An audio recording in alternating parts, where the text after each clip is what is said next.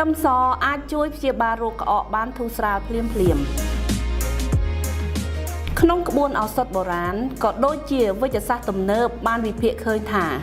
ខ្ទឹមសពិតជាមានគុណប្រយោជន៍ដ៏ច្រើនដើម្បីព្យាបាលការក្អកធ្ងន់ធ្ងរគប្បីអនុវត្តតាមរបៀបខាងក្រោមនេះខ្ទឹមសនិងទឹកឃ្មុំវិធីធ្វើយកខ្ទឹមស 4-5 កំពឹសលាងឲ្យស្អាតរួចដំតិចៗឲ្យបែកដាក់ក្នុងចានលាយទឹកឃ្មុំប្រហែល 3 ទៅ 4 ស្លាបព្រាបាយ